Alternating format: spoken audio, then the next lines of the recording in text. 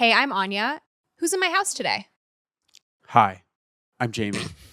You let me in here, by the way. I didn't just like bust in. You did actually just walk in. I don't think you rang the doorbell. No, I knocked. That's not true. I knocked. I didn't open the door. I knocked and also continued to move in because like I this wasn't like a guest is arriving. It's like But like you're in my house. We're talking like who's in my house, and today it's you. I'm in your house. And just so not unexpected. I just wanted the audience to know that. okay. Yeah. And so can you tell the audience who you are? Yes, I am Jamie Harnish. I am a realtor with Bosley Real Estate, friend and colleague with Anya. And we work approximately 4 feet apart. Yes, correct. Yep. My office and your kind of typical spot. We are passing ships in the night 1,000 times a day. And if the camera can see, Theo's also in my house. Yes. Come here. Come say hi. Good boy. Okay, so we wanted to talk a little bit about being ghosted, but in real estate. Have you ever had an experience where you've been ghosted? Ghosted. Do you know what ghosted means, Jamie? Yeah. Yes. Although I will say, because I know we were talking about dating and that kind of stuff. In that context, I've been married for 7 years. In a relationship with my wife for 12 going on 13. It's been a really long time since I've dated. And I would like to think that ghosting is like a relatively recent phenomenon. I think so. When I was dating, and I'm typically like a relationship guy, so I never really dated a lot, but ghosting wasn't a thing. Now, I'm not blaming younger people for it because I think... Well, I think ghosting is easier in an era of like where technology is like what the world revolves around. Yep. I think it's whoever it is that kind of like invented it. It's been adopted by all kind of ages and demographics, which is annoying. I can't stand ghosting. It's actually one of my giant pet peeves. I have Same. a lot, apparently. But ghosting is an infuriating thing to me. I find it childish beyond belief. And disrespectful. Yeah. There's a lot of words you could wrap into it. So based on your commentary, it sounds like you have been ghosted. Oh, certainly. Yeah. I wouldn't say that it happens often. And what I will say is that, I've been on the other side of it where first of all, I don't ghost anybody, but I do sometimes have a delay in responding in the sense that like somebody will shoot me a text, it'll get buried, I won't respond to it, and they'll have to follow up with me. That wasn't me necessarily ghosting. Are we talking clients or people? We're not talking like day to day. Like if I were to text you a video and then you didn't reply. It's rare with me. Like I would say I'm quite responsive to personal and professional kind of like context. But it happens sometimes, right? So my point is that sometimes I think what people interpret as ghosting is actually just like a lack of follow-up. So for example, if I send a message to somebody, text, email, whatever, and they don't respond, I would send a follow-up. And then, I don't know if I have a line where I'd say, well, I've texted, called, and emailed 3 times, 5 times, whatever, in a 3-week span. Now I would consider that I've been ghosted. But I think what some people might like, well, I sent a message and I never heard from them again, I've been ghosted, isn't necessarily true. Yeah, I think in order for it to be classified as ghosting, there needs to be like attempts at follow-up that have been met with silence. Like if I'm working with a buyer and then we've been actively looking at properties and then out of nowhere they stop replying. Sure. And this actually happened to me, and this was probably the craziest experience. I had a client like 3 years ago, and we had gone out and seen a bunch of properties. There was a property that they really liked and wanted to offer on. Offer night came, reached out, didn't hear back, sent an update. This is how many offers there are. I'll let you know if the property sells or not. Didn't hear back. Followed up a couple of times just to be like, hey, what's going on? Are you still looking? Have things changed? Sometimes life happens and people put, their search on the back burner, which is fine, but let me know. So I never hear back from this person. maybe 2 weeks passes and I'll never forget this. I'm downtown showing a condo to a different client, and the two of us are walking towards the building. And as we're walking, I see the buyer that I had been working with standing with another agent that I knew. And I was like, Yikes. whoa. And I didn't say anything because I was like, maybe my LASIK is wearing off and I can't see. So I was like, I just waved to the agent. I said, hey, how's it going? We kept walking. We get into the lobby and I looked at my client and I said, that's the buyer that I've been working with. And she was like, what? And then her and I had a long discussion and she was like, I would never do that. That's so awful that, So then I messaged the guy, the agent, and I was like, hey, is so-and-so the person that you were just with? How did that come about? Yeah. Yeah, I'm just super curious. And he was like, yeah, it is. How do you know them? And I said, yeah, I do. Here's the thing. And here's what happened. And I was like, listen, no bad blood. If this person wasn't happy with me, that's fine. But you can't just cease communications without an explanation because, I showed you a bunch of properties. I drove you around in my car. At least I feel that I would be owed, hey, listen, it's not working out. I'm going to go with someone else. Totally fine. And funny enough, this person who hadn't responded to my messages in weeks messages me that afternoon. Hey, I'm so sorry. I haven't gotten back to you. Like almost pretending that we hadn't just seen each other, and said, I decided to work with someone else who was introduced to me. And I said, that's totally fine. You should work with whoever you want to work with. But, if you ever are in the situation in the future, whoever would be on the receiving end, would really appreciate a heads up. Be a grown up. What was the reaction in real time, like facial expression or whatever, like of the client? I think they didn't react because I think they were trying to pretend like it wasn't them, right? And hoping that I wouldn't notice. It was were they wearing like a mustache with glasses? Yes, exactly. Mr. Bean, full disguise. But yeah, it was and it's happened to me a bunch of times, especially because I get a good amount of business from social media. And so sometimes people will, they'll meet up with me a couple of times and then whether they change their minds or, a family friend turns out to be a realtor and then they go with them. And the number of times that I've, discovered later on that someone who had just stopped replying to me ended up buying with someone else is like enough that it's a real concern. And when I, am meeting with new clients for the first time and new buyers, I actually make a point of saying, listen, if there's any point at which you're not happy with me, I don't want you to feel like you have to work with me, because if you're not happy, I'm not happy. And so just tell me and we'll walk away. We'll go our separate ways, but please do not ghost me because I will be sad. Yep. Fair. And that leads us into, buyer representation agreements and that kind of stuff. But I do want to, because it's a great segue, but I've got a little bit of a story of myself to tell. Now it's not with a buyer client. It's with a potential landlord client. Okay. So somebody reached out to me and said, I heard about you through a friend of a client of yours. So, we chatted.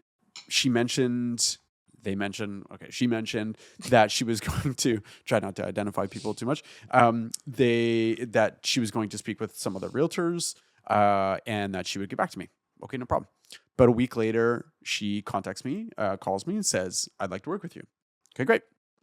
So we talked a little bit about, what the next steps were. Said, I've got a few things going on right now. I'll send you a blank copy of a listing agreement so that you can take a look at it. We've got this RICO information guide that I got to send you and whatever. So this was within the last year and a half. Oh yeah, this happened like a month ago. Okay. Yeah. And she said, sure, no problem. That's fine. And so, I think I might have said in the phone call, like, I'll send this to you tonight. And that night, a few things like with actual signed clients that I had like happened, so I needed to kind of deal with those. And then the next day I contacted the person and just said, hey, I haven't forgotten about you. I will send you that stuff. And it's not like she wanted the place on the market that day. Right. Yeah, so yeah. like, there was a little bit of time there. I said, I'll get you that stuff. All good. Right. So I might have taken 36 to 48 hours to kind of send those documents Okay. her way. And then a decent amount of time went by, let's call it 5 days to a week or something like that. And I hadn't heard anything from her. So I sent her a message in the way which we were communicating, which was WhatsApp, and just said, hey, just wanted to check in. Did you get those documents? Whatever. I get a message. I've decided to work with somebody else. And I was like, what? I'm like, you called me and said that you wanted to work with me. And again, to your kind of tone and comments before, that's totally fine. You choose somebody to work, but like I thought you kind of went through that process, and so I was a little bit taken aback, and I just said, "Oh, what changed?" And what was interesting was on WhatsApp, as you know, like 2 check marks when it's delivered, right? Blue when it's in red, 1 check mark. And so I was like, blocked. Did she block me like immediately? Jamie I'm like, got blocked. Yeah, I was like, what the, what just happened, right? Like, so I didn't even get a chance to like figure ask out like what changed. Like, was it what was it what the happened? 36 What hours happened? it took me to send you? Yeah, exactly. I always like to know feedback, right? Like, Yes, me too. I want to kind of be improving my services and that kind of stuff and whatever. So, so that was kind of interesting. The property went up for lease at a price that I told her was way too high. Right. That might have been a factor. Yeah. With somebody in our brokerage. Whoa. Yeah. Now I don't know that person in our brokerage knows, because I've seen that person. Nothing has been mentioned or anything like that. So I don't think that they know. It's all good. Like, no kind of bad feelings. Yeah. But it's odd. Like I'm interested to know like how it came what about happened and what exactly. What changed in those 48 hours. Yeah, and how that agent knows that person and whatever. So I think I might have dodged a bullet anyway. So I'm like kind of okay with it. But that's fair. Whatever. Anyway, so that was kind of my story. But I know that you wanted to talk about buyer representation agreements. And that kind of leads into perfectly to what you were talking about before about, like meeting people, seeing places with them, them not being happy, et cetera, et cetera. So, yeah, well, as you know, what was it, a year and a half ago now? There was a pretty big change that we saw in the real estate industry in Ontario. And before, we essentially had to sign buyer representation agreements, almost like a contract between, us and the buyer at, what is the phrase, at the first practical opportunity.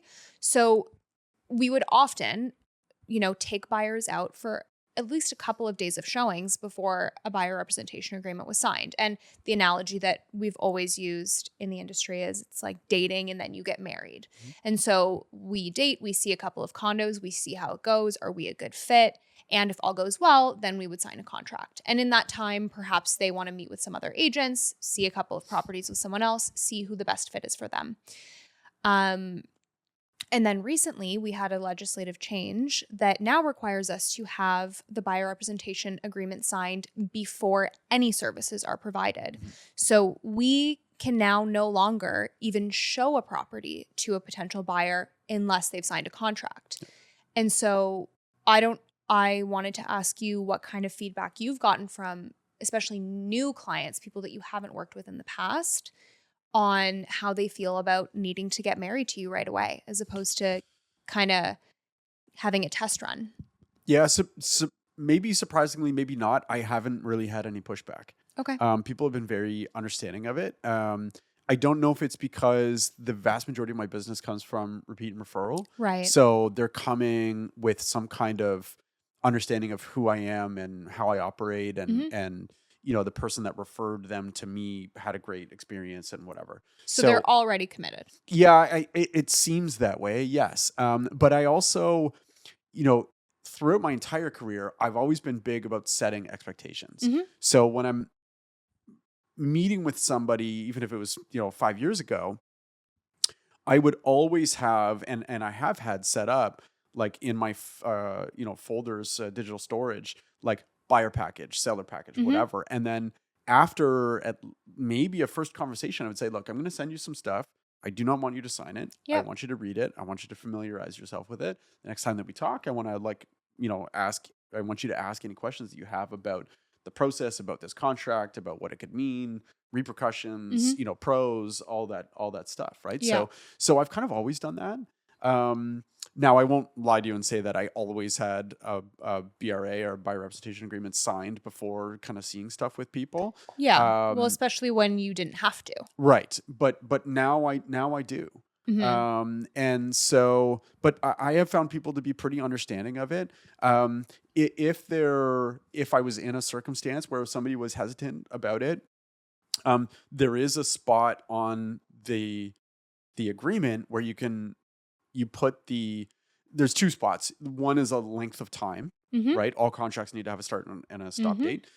The other one is the area that you will service, right? Yep. So there's a spot to put like a geographic location, Mm-hmm. and it could be province of Ontario, it could be city of Toronto, or it could be a particular address. Mm-hmm. So, if I was speaking to somebody who had some hesitation, Mm-hmm. I would just talk to them about putting the address or addresses of the place that we're going to see, so that you can say, look, I mean, let's go see these places together, and we're just committed to each other for that one unit, that one house, those two Mm-hmm. houses, whatever.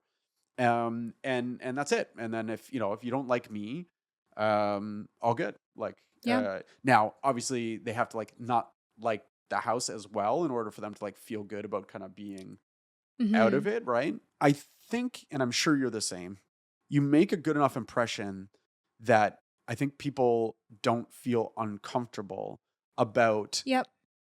your ability to provide them with great service, Mm-hmm. even if it's for that one place, Yep. right? So I don't know. I haven't had any pushback, thankfully. So, but how about you? I've had some, Yeah. and it's mostly the opposite of what you have. And it's not people that are repeat and referrals. It's people who have come from, realtor.ca, who perhaps inquired about a listing of mine. And after I showed them the listing, which we can do without a BRA, Right. wanted to see other options. And then at that point, we are required to have an agreement signed. Yeah. And what I have noticed a little bit, though, is generally the people with pushback are not necessarily serious. Right. Because if you really want to buy a house, you really want to buy a condo, you're committed to your search and all of that, then there's really no reason to be wary of it. But I had a really, really interesting experience recently where I sent the agreement to someone who I had met through realtor.ca. And I had already met them in person because I had showed them my listing. I sent them the BRA. I explained the situation with the legislation and that is something that would need to be signed. Theo, stop it. We're having a bit of a licking situation with Theo and his frisbee, but it's fine. We'll get it sorted. Come here. Come here. Come get your frisbee. Come, show the people. Show the people your pretty face. Come here. Come here. That's a good boy. Okay, now you can go. Anyway, so I send, and I do the same thing. So when I have a buyer consultation with anyone, I will send a blank copy of a BRA along with the RICO guide, and I have a buyer package. So I send all of this over and I say, you don't need to sign anything, just, following our call, take a read through it. Now, obviously the messaging has changed to, we will need to have it signed. And what I've been doing is saying, we'll sign for 24, 48 hours. We'll get to meet that first time. If all is good, then we'll just extend it. And generally no problem. But this particular buyer goes, okay, yeah, no worries. I'll take a look and get back to you. 1 day passes. Said, hey, just checking in. What's going on? Have you reviewed it? Any questions? Do you want to hop on a call? And they said, oh no, I'm just waiting for my lawyer to review it. Ooh, and I good. said, well, first of all, when we spoke the other day, you asked me for a recommendation for a real estate lawyer, but now all of a sudden you have a real estate lawyer who's reviewing your BRA. Okay, sure. Not necessary, but if you want to have them review it, no problem. I have no qualms. Yep. Next day, hey, I've spoken to my lawyer. No problems at all. Just a couple of questions. Can we, have a call? I said, no problem. And this buyer tells me that the lawyer goes, well, how many realtors have you seen properties with? And the buyer was like, 2. The lawyer goes, I think maybe before you sign a contract, you should explore the realtor market more. And I was like, what is this? Right. The ultimatum? The lawyer's not familiar with our code of ethics and Correct. and what we're and what we're said, well, responsible for. before you commit to anyone, you should meet more agents. And I said, yeah, totally. And I'm saying this to the client as we're on the phone. I said, well, I get it, but I was under the impression that you had already done that and you chose to work with me over another agent. And they said, yeah, but now I'm thinking maybe I need to explore more options. And I said, okay, of course. I didn't realize you were unsatisfied with my services. And they said, no, you've been great. I love working with you. And I said, okay, so just so I understand, why exactly do you want to go meet other people if you're happy with me and you have no issues with my services? And they were like, well, I just want to see if there's something else out there that's better. This sounds a lot like dating. Like I literally was like, am I being broken up with right now? Like on the apps, which I believe is how the kids are referring to it, right? On the apps? On the apps. Not on plentyoffish.com. That I used eHarmony? I used Plenty of Fish, and are you saying this because I told you this? No. Oh, so 2010 or 11-ish, Plenty of Fish and eHarmony is what I used. I was in a actually I had gone through a separation and divorce. I was kind of getting back into the dating world. You've been divorced? Correct. Yes. Whoa. The apps were not a thing. But eHarmony and Plenty of Fish were things, and I was on those, so I thought you were making fun of me. I was not. Okay. I will now. There you go. Are there plenty of fish in the sea? I guess you found your one fish. Yeah, I mean, and not using those things, right? So we met when I was teaching. But anyway. Okay. Anyways. Your whole experience sounds like what people go through on... Plenty of Fish. Tinder. Yes. Okay. I was like, do people actually still use Plenty of Fish? I don't think so. I'm sure some people use Plenty of Fish. I didn't think it was a thing anymore. But Tinder, where it's like, well, is the grass greener? I want to find out, regardless of whether I have a good thing or not. There's a TV show. It's called The Ultimatum. That's exactly the concept. That's what you said. Okay. I'm unfamiliar with this. Jamie doesn't watch television. He doesn't have time for that. I don't watch reality television. You've never seen The Ultimatum, so you don't understand how amazing it is. I haven't even heard of it. Okay, well, I'll enlighten you later. But anyways, it's couples that are it's couples who are having a hard time committing. They go on this show, or one person wants to get married, the other person's not sure. Yeah. They go on this show, they break up, they all date each other. Then you pick the person you move in with for like 3 weeks, and then you move back in with your partner at the end of the show. You decide, are you going to get married? Are you going to walk away alone? Or are you going to leave with the person that you were dating? That's insane. Yes. Makes for great television. Yeah, I'm sure it does. But like, I wonder if the people who are going on that show actually think that's a viable way to like figure out, like they can't possibly. Although I'm sure some people do. Yeah. But it's exactly like that. Like this person says they're more than happy with me. They have really enjoyed, their time that we've been communicating, but they want to see what else is out there. And I said, yep, okay, no worries at all. If that's what you want to do and that's what's going to make you happy, I support it. Let me know what you end up doing. And then I see, a couple days pass and they unsubscribe from their automated email search. So I reach out and I said, hey, just checking in. I saw you unsubscribed. Does that mean that you've picked someone else to work with? Totally fine. I just want to know so I know not to continue bothering you. Yep. And they said, no, I'm still trying to figure it out. But also like, I'm not comfortable. I'm not going to sign any agreement until I find a property that I want to offer on. Mm-hmm. And I said, no, but I don't think you understand because I can't show you anything unless. And so what I'm realizing as time passes is that there's a huge number of agents that are not abiding by this rule. Oh, totally. And they're taking people out and showing them properties without a buyer representation agreement in place. Yeah. And as we've learned, there are big repercussions at this point now. And RICO is really, really like hammering down on people who are not following this. And so it's not worth the risk to me. Some people maybe don't know or will keep going. But they also asked me, they said, so if someone else shows me a property and then I decide that I liked you better and I want to offer on that property with you, is that fine? And I said, well, not if you signed something with them. And they go, no, I'm not signing anything with anyone until I decide I'm offering on something. I said, I really don't think you're getting the point of the conversation we've been having. Right. You have to. Yeah. But if we're just talking like, fine, you didn't sign anything. Sure, I could do that legally, but morally and ethically, I shouldn't. Right. And it really sounds like this person just has commitment issues.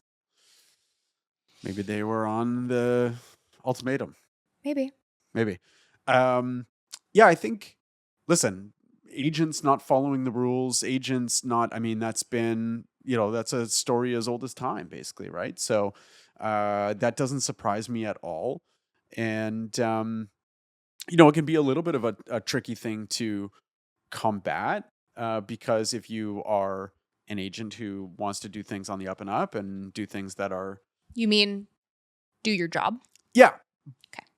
As prescribed by, our overseers. And that's the thing that we should point out is that this whole process has been put in place on our behalf by, an organization that oversees and basically makes sure that that realtors behave themselves, right? Mm-hmm. So the Real Estate Council of Ontario. So as they should, we deal with large value but transactions. it's a tricky thing to enforce, right? Yep. So, essentially it's probably only going to get enforced in hindsight after something bad happens. Correct. And right. So that's not necessarily going to stop, somebody who is like you and I, they're a good realtor. They provide great service, but they maybe don't feel comfortable or don't have the ability to kind of talk somebody through why they should be signing an agreement, why that's a benefit to that person, whatever. And we'll go show properties and we'll continue to do so until something bad happens, but something bad may never happen. And so they may continue to go that way throughout their entire career. Which then makes it harder for us because if Yes. we meet one of these people that's seen five properties with someone else and we tell them, hey, we can't show you anything until you sign an agreement, totally. They're going to be like, well, so-and-so just showed me 5 condos. And so what do you mean? Yeah, what's the deal And here? then now you have to say, well, so-and-so's not following the rules. If you're enjoying this episode so far, don't forget to subscribe and check out my other socials to find out who's in my house next. Should I be concerned that my shoulder is tired from holding this microphone? Yes. Okay. Good to know. I've been marveling at your shoulder strength. I don't know if you've seen that. I've been going back and forth, both hands. What is wrong with me? Jamie, I'm a Pilates girly. Good Lord. Apparently I have to do Pilates. Okay. Do you want to come do a class with me? No. Okay. Yes. Absolutely not. It's so much fun. I brought my friend Kai. I'm not anti-Pilates. I'm anti-doing anything with Anya other than this. Just kidding. We played board games once. I take shots at people whenever I can. It's my love language. Okay. Yeah. Anyways, yes, you should be concerned. I think your 100 push-ups that you do every day are clearly not working your shoulders enough. Failing. Maybe you need to do like a dip. I need to do something other than what I'm doing apparently. Yes. Okay. Pilates. Moving on. Cool. So Reddit is a great tool for Love Reddit. lots of stuff. Yep. And I found some fun Reddit posts in my favorite subreddit, Toronto Real Estate. Fun fact, I used to make fun of my friend in 2012 for constantly being all over Reddit. That was 13 years ago. He was just ahead of his time on all kinds of stuff. Shout out Oliver Leeds. Reddit, Bitcoin. Oh, so he's rich. Yeah. No, I don't. I'm pretty sure he sold it. Anyway. Okay. Anyway. Cool. So anyways, I've compiled some posts and I figured that perhaps I'll read them and then we can talk about them. Okay. First, better to sell condo with kitchen renovated or not renovated? For a condo that's about 10 years old where the kitchen appliances are okay, look a bit used but not too new, is it worth selling the condo as is by pricing it competitively below other units, or spend $10,000 to $15,000 on upgrading cabinets, appliances, and price it good? I don't know what the difference is between pricing it competitively and pricing it good, but thoughts? So for me, it depends. I mean, if you're going to put money into something, kitchen is usually the best place to do it. For sure.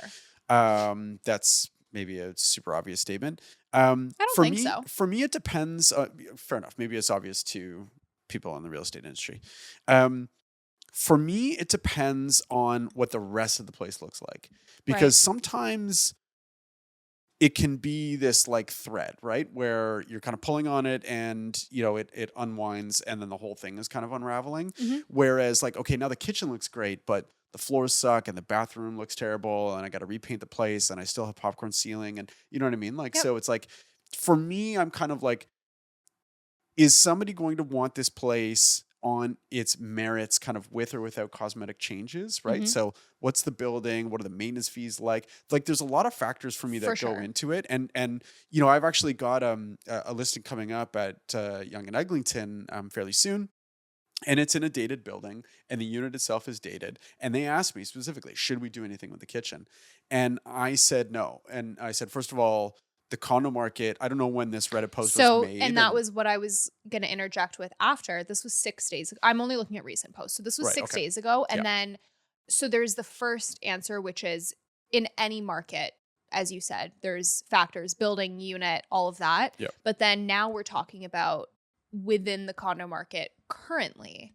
It's a tough market to like do anything and have any kind of expectations, right? Like it's Yeah. not automatic, I don't think, right now in this condo market. Well, you're not going to get dollar for dollar. Right. To say, well, that's a whole other, I would say even in the best market, I think people have this misconception that I'm going to put 10,000 in and get 20,000 out. Mhm. Like that's not necessarily what happens, right? But yeah, market dynamics is a big factor. And you know, that upcoming listing that I've got at Yonge and Egg, the building is dated, the unit is dated. For me, I was like, okay, if you do the kitchen, you still have all these other things that somebody might want to do. And so they're Yeah. still going to maybe look at it with a little bit of a kind of a, you know, bit of a stink eye in certain areas. Mhm. And the other thing is the maintenance fees in the building are pretty high. And so, you know, people might want to like, it's going to be a bit of a tougher sell kind of no matter what. To begin with. And so I feel that it's going to be harder to really stand out at all, no matter how nice the kitchen is or how nice the whole unit is, because of the maintenance fees. There's Right. going to be a decent number of people who are going to look at that and be like, yeah, it's great that I'm paying X and my maintenance fees are, but like my monthly carrying costs are this. So you think that you, with your example, are already going to have a big enough hurdle Yes. just with Yes. the And factors Yeah. that it's not worth the added I expense? don't think putting in X dollars into the kitchen really truly overcomes that. Yeah, that's fair. Yeah. I agree. I think it also, again, like it depends on the building, it depends on the unit, and if you know the unit, everything is like not necessarily dated, but it could be 10 years old, but has stood the test of time and looks fine. Mhm. And maybe the kitchen colors are just horrible, and you want to redo it. But I also go into so many condos that people have just like thrown paint on the cabinet doors, call it a kitchen reno, and at that point, every buyer I've had was like, "This needs to all go in the garbage Yeah. because it looks worse." Yep. Yep. Okay. Yep. Cool. I will say actually, so my wife and I sold our own condo in remember this. 2023 and we renovated the kitchen, renovated the bathroom. But see, that's the thing. I feel like if you do the kitchen and the bathroom is Yeah. really icky, then Yeah, fair like enough. I feel like with condos, you should do both. We did those two major things. We also painted, we changed light fixtures. The flooring was in good shape and it was a fine color and everything like that. I did contemplate doing the floors, but decided not to.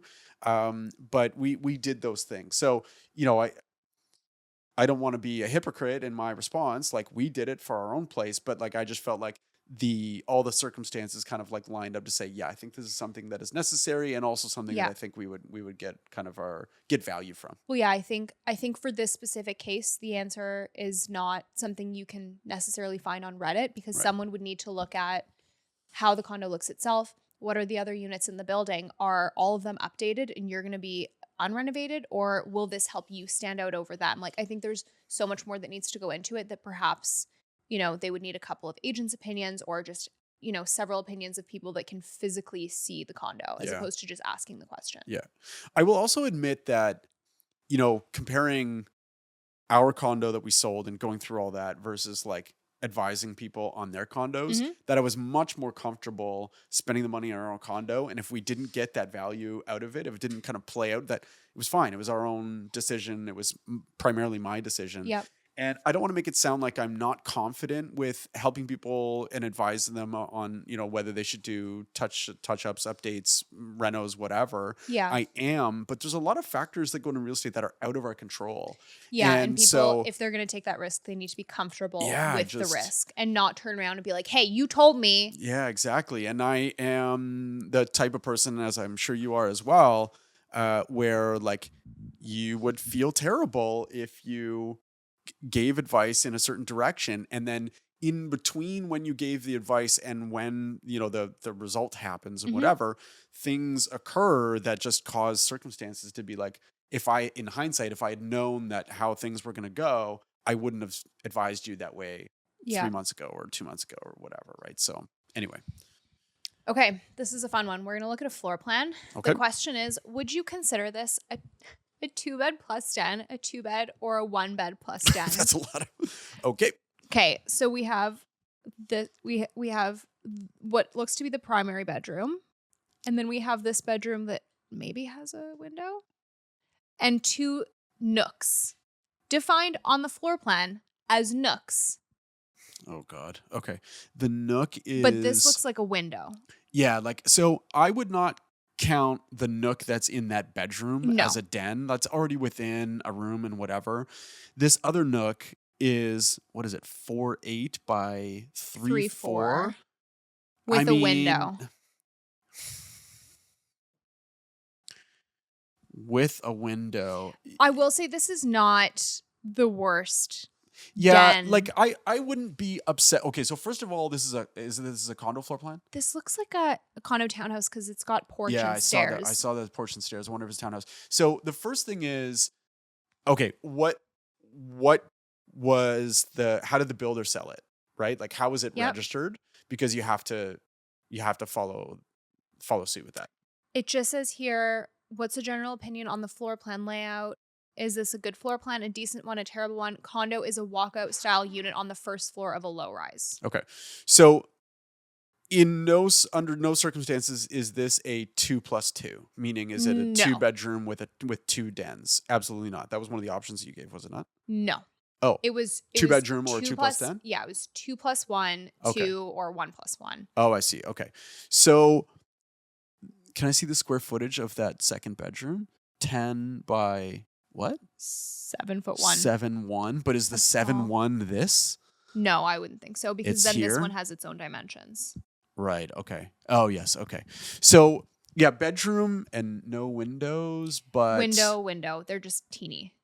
I think but no, in this bottom one. Oh yeah, Yeah. window there. Yeah. So I think this this to is me is a 2+1. I think this is a 2+1. Yeah. It's not the best +1, It's but a it's weak not the +1. worst +1 Yeah, either. I've seen worse. Like literally, like what would The be hall- like there's- a dent in the wall that kind of like, you know what I mean? Like it's wide enough to buy a really narrow desk, like Oh, a really narrow desk, I've seen and some put that it up were against the just wall and be the like, here's the hallway. den. I'm like, fuck that.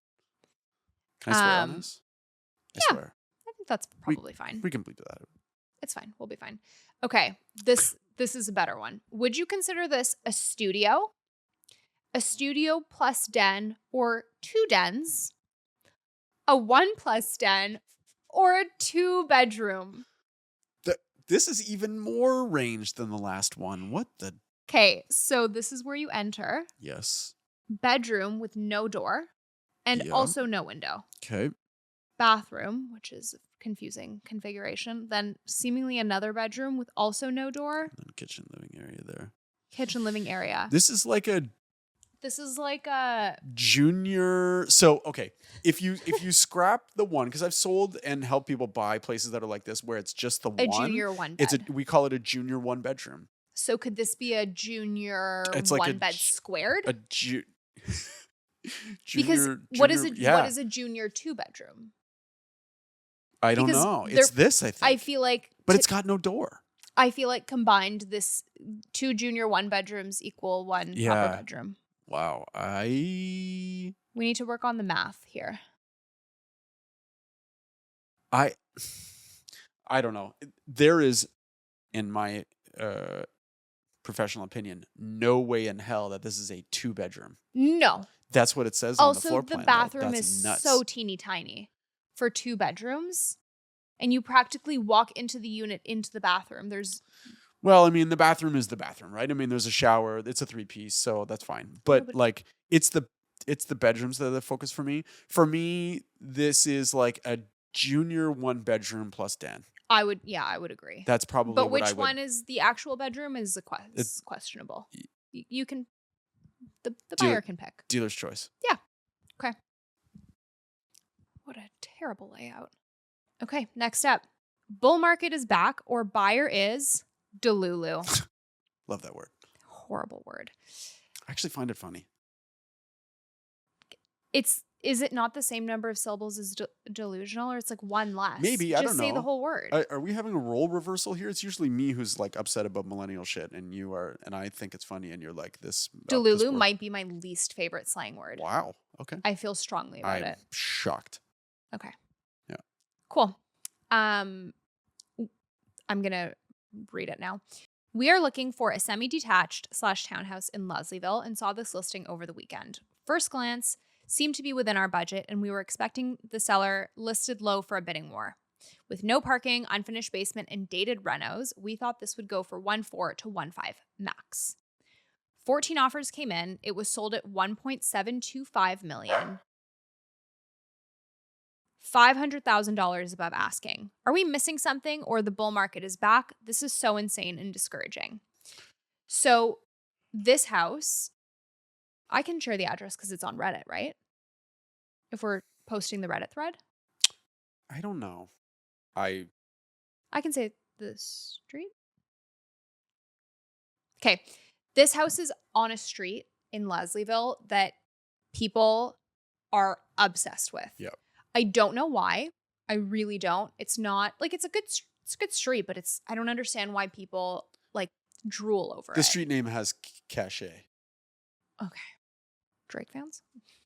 You can cut I guess. I don't know. Like, I'm not saying it's warranted. It just does. Yeah, for sure. Yeah. So people love this street. I actually saw this house. It's Degrassi. It's Degrassi.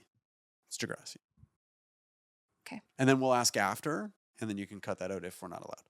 Degrassi. Drake fans. Love it. Degrassi. Do you think, did you think that I wouldn't know that show? Given my age? No. I didn't think that you would not know that. Just checking. Yeah. Okay. So I didn't see this house in person, but I saw it listed because I have clients looking for a similar type of house. Okay. And we looked at it and ultimately chose not to go see it because what they wanted was a house with parking. And when I saw it, I was like, I mean, it's Degrassi, and so I feel like people will go nuts for it. But I also was thinking maybe it would be around 1.6, based on the street. In my opinion, the renovations were not dated. The bathrooms were a little, but it was a very beautiful house.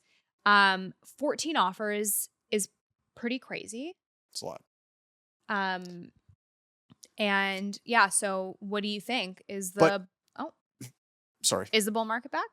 Or do you think this was an outlier? So the first thing I would say is that the commenter, the Reddit person said 500,000 over ask. It went for 1.725. That means it was listed at 1.2. So even if you thought it was 1.6, the reason that there was 14 offers is because there were people who thought they could get it for 1.3 or whatever. I'm sure the spread of offers went anywhere from Massive. like 1.3 to 1.725. Massive, like huge spread. So, the number of offers, no question, is a lot. How many of those were like legit in the right kind of like landing? Yeah. Like the 1.6 plus. The posters said 1.4 to 1.5. So even they were like kind of a decent amount away from the asking price. Yeah. Bull market is back. I would not say that, but I would say that the bull market is back for particular properties. Like, I have seen individual places on all sides of the city and in the middle and whatever have double-digit offers.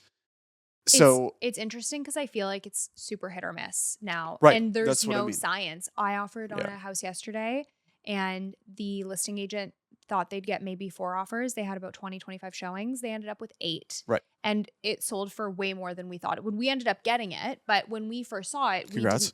Thank you.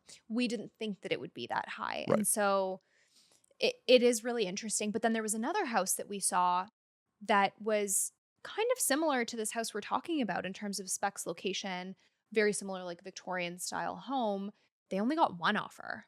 Mhm. And then there was another house around the corner from me that when I saw it listed, I was like, this is at least a 1.7 house. And it went for 1.64 Right.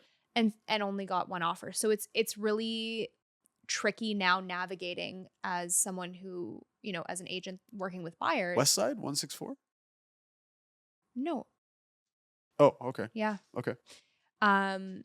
And I'm finding like it's tricky now, when clients send you properties and normally we'd be able to say, you know, our estimate would be this price or that, like Mhm, between mhm, these mhm. two prices. And then it ends up selling for way less and we never saw it. Right. But then the next time it sells for way more. So it's a interesting Yeah, it's navigating. tricky. Like, so that's what I mean about, like, I think the bull market is back for individual properties. It really Yeah. depends on where it's located, how it's presented, and how it's priced, what the Yep. pricing strategy is.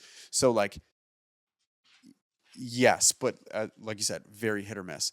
Mhm. The other point that you've made about, like, I made a video what now feels like 100 years ago, that was like, here's the potential consequences of asking your realtor, what do you think this is going to go for? Mhm. Before even like making a decision to go and see it or not. Mhm. Because there could be factors like in either direction that make it go for less than you thought it would or way more than you thought Yeah, it and would. especially if you don't see it, like perhaps the house had some serious water damage and we don't know because we didn't see it. Yeah. Um Yeah. Lots of stuff. No question. And I don't want to make it sound like we don't have any idea, but like it can be tricky sometimes, right? Like you've I got mean, to. we can give a range, but sometimes Yeah. our range is off because of factors that perhaps we don't know since we never physically saw the property. Totally. Yep. So, and then there are other factors like, I mean, we know about, people wanting to live on particular streets because of the name of the street or Yep, where or it's school located or districts. whatever, or school districts, etc. But sometimes there are things where it's like a particular buyer has a best friend who lives on that street. Like you would never know that, right? One of the other competing buyers, I mean, and they're willing to pay kind of whatever Yep. to get that house. Mhm. And, it leaves you kind of scratching your head being like, well, I was pretty sure this place was going to sell for X and it went for X plus whatever. And you're like, I can't explain it. Right. And you Mhm. kind of can be made to look like a dummy sometimes with your clients, but like sometimes there's not necessarily a very easy rhyme or reason to figure that out. So yeah. But Okay. to the original question, is the bull market back? Generally speaking, no. But for particular places, you can get quite a bit of interest. I think the overall answer is that Toronto operates in many, many micro markets, Yeah. and there is no Yeah. blanket answer to Totally. whether the bull market is back. Yeah. Last question. Why are some realtors pushing a narrative that people should rush when condo shopping? Is this a red flag? Yes. It could be. Sometimes I like to give people the benefit of the doubt, and here's the thing. Markets can change quickly. Should we read the rest of the post, though? Oh, there's more. That was just the title. Okay. This will give us more context. Okay. Worked with a realtor recently who made it sound like I lost out by not taking a unit that had structural issues noted in the status certificate. Ooh. The realtor made it sound like I would never find another unit. Mind you, this realtor had only shown me 3 units total. Why the rush? Is this a red flag? Should I even use this realtor? Yes. I think you said yes because you knew the rest of the post and I hadn't. But like, I'm sorry. Yes. No, you don't have to apologize. It's not criticism. I got excited. But yes. Okay. In that circumstance, yes, absolutely. Yeah. Now, the condo market at the time of recording this is in shambles, which means it's a fantastic opportunity for buyers. Yeah. What I have said, and I'm sure you have as well, is that I don't see any circumstances that will cause it to really drastically change in the near future. Yeah. I think the condo market as it is right now, in terms of being a great opportunity for buyers, probably will persist throughout the rest of the year. Yeah, like we're not going to wake up tomorrow to a completely different market. So there's not necessarily a reason for FOMO overall. Generally speaking, I would say yes. Now, I've seen markets, as you have as well, markets change quickly sometimes.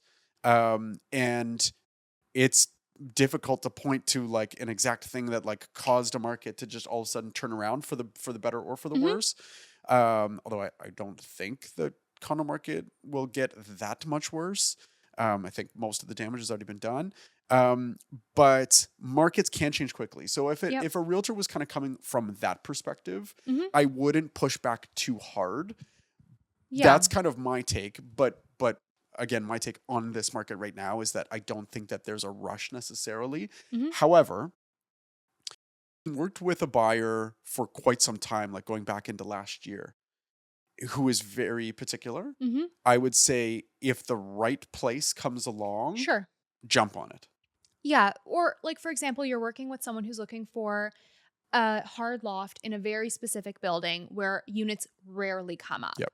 And when we're dealing with stuff like that, then there's maybe more of a push, but the push is not because the market's going to change. It's a push because we don't know when another unit type that fits what they're looking for would come up. Totally. Whereas if this is just a one bed in Liberty Village, there's lots more where that came from. Yeah, plenty of fish in the sea. You just took the words out of my mouth. Damn it. Great minds. Yes. And so I mean, whenever we run into like a status certificate issue and I hear people who say their realtor has pushed them to proceed, Red that flag. scares me. Red flag. Totally. Huge red flag. Yeah. Trust the status certificate, trust the lawyer. And I mean, there's some stuff like a slip and fall or a minor lawsuit or small claims court that can be looked past. But when we're talking like structural issues or a huge special assessment, I showed a condo townhouse and that my clients were interested in offering on. The reserve fund was negative $55,000. And the listing agent goes, it's fine. They're in the plus now. We'll get an updated cover sheet. And I was like, no. The problem is, how did they end up in the negative to begin with? How big of a complex? Like how many townhouses? I don't know, maybe like 50? Oh, that is a problem. Huge problem. Yeah. And my clients were like, respectfully, no, we're not. Yeah. We're not interested. And I said, Smart. As you should. Yeah. They still ended up getting multiple offers and sold on offer night, which is crazy. Yeah. We ran as fast as we could in the opposite direction. Can you say special assessment? Special assessment. Because fair enough. How fast can you say special assessment? Because you got a chance to look at the status, when is the next reserve fund study? I don't remember. So whenever that happens, because it's probably been a little bit, they probably went into the negative for sure. In between the times, because reserve fund studies need to happen every 3 years. Yep. The next time it comes, they're going to get slapped with a special assessment because the reserve fund will be nowhere near. Yeah. And then also the question, like, I would be worried how they got there in the first place, these townhouses were built in the 70s. Yeah. So they should have had ample time to be saving up. Totally. And how do you get, I mean, we get worried when we see a low balance in the reserve fund to begin with, let alone, I've never seen negatives before. I have never seen negative before. Okay, I gotta go. Okay. Jamie, thank you for coming to my house. Thank you for letting me in. Okay. If the people want to see more of you, where can they find you? Oh, that's very kind of you. Instagram, YouTube. I mean, this is your show, right? So like to say like, hey, go see Jamie. Instagram and YouTube are my favorite places to play. I am on TikTok. I don't love TikTok. I love using TikTok. I'm addicted to TikTok, unfortunately. And but like I'm talking about like. I see. Anyway, Instagram and YouTube. Okay. Jamie Harnish. I'm not tough to find. Okay. Yeah. Cool. Well, stay tuned to see who's in my house next.